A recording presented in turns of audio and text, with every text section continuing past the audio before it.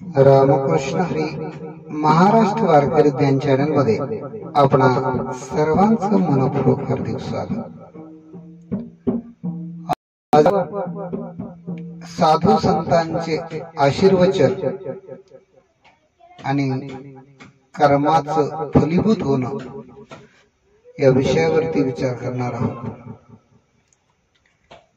या जगामध्ये शास्त्रज्ञ अंदाज लावू शकतात। वेधशाळा ही अंदाज लावून सांगू शकते पाऊस पडेल की नाही, एवढं शास्त्रज्ञाचं काम आहे। पण पडणारा पाऊस थांबवण्याची शक्ती जर कोणात असेल तर ती संतांमध्ये आहे। आणि आपण म्हणू आम्हाला करून दाखवा, तेव्हा करून दाखवायला संत कोणाचंही ऐकायला तयार नाही। उदार आहे संत, उदार उदार संत, उदार उदार भरले अनंत भांडार, भरले अनंत भांडार। किंवा या संतांचे आपल्यावर किती म्हणून उपकार आहे, काय सांगू आता संतांचे उपकार। मज निरंतर जागविती, मज निरंतर जागविती। काय द्यावे त्याशी भावे उतराई, ठेवितो हा पायी जीव थोडा, ठेवितो हा पायी जीव थोडा।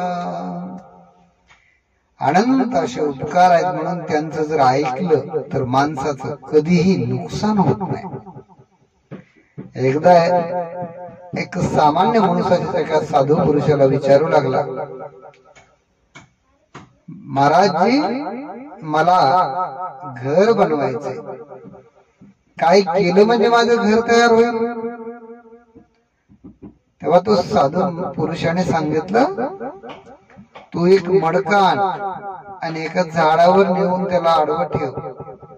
असं केल्याने थोड्या दिवसांनी तुझं घर बनेल। म्हणजे त्यांनी हसण्यावर सांगितलं, पण श्रद्धा आणि विश्वास ठेवून त्या माणसानं बाजारातून एक मडका आणलं, एका झाडाच्या आडव्या फांदीवर बुंध्यामध्ये ते मडकं ठेवलं आणि घरी निघून गेला।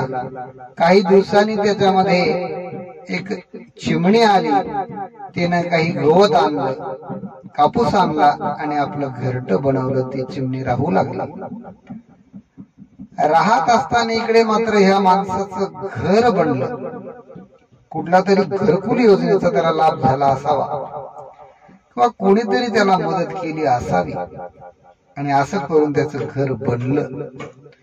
घर तयार झाल्याच्या नंतर तो साधू महाराजांकडे गेला आणि म्हणायला लागला, महाराजजी धन्य आहे, मी तुमच्या सांगितल्याप्रमाणे माझं घर तयार झालेलं आहे, तुम्ही सांगितलं फलीभूत झालेलं आहे।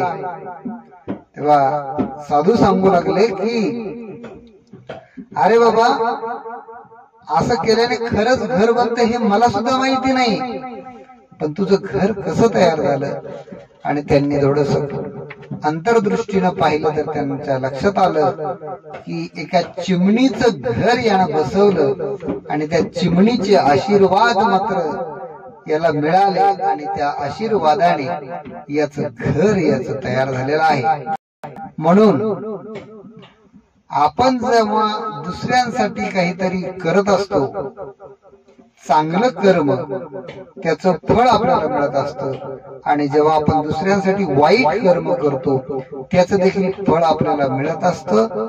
म्हणून दुसऱ्याचं घेताना व लुबाडवून घेताना, फुकट घेताना आपण लाख वेळा विचार करायला पाहिजे की हे फेडावं लागणार आहे, घ्यायचं की नाही घ्यायचं याच्याबद्दलचा विचार आपण करायला पाहिजे। गरज नसल्याने कोणाचेही काही घेऊ नये, विनाकारणचे उपकार आपल्या डोक्यावर करून ठेवू नये.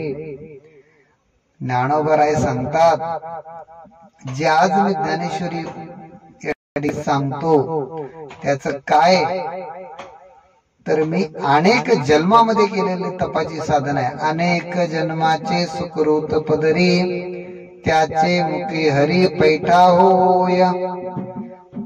बहुत सुकृताची जोडी मनोनी विठ्ठली आवडी. सुकृत म्हणजे पुण्य, बहुत म्हणजे खूप. अनेक पुण्य जोडल्याच्या नंतर भगवंताचं स्वरूप माणसाला आवडायला लागतं, भक्ती करावीशी वाटते. म्हणून पुण्य क्षणाक्षणाने हे ज्ञान मिळवायचं असतं आणि कणाकणाने धन मिळवायचं असतं. असं आपण करा.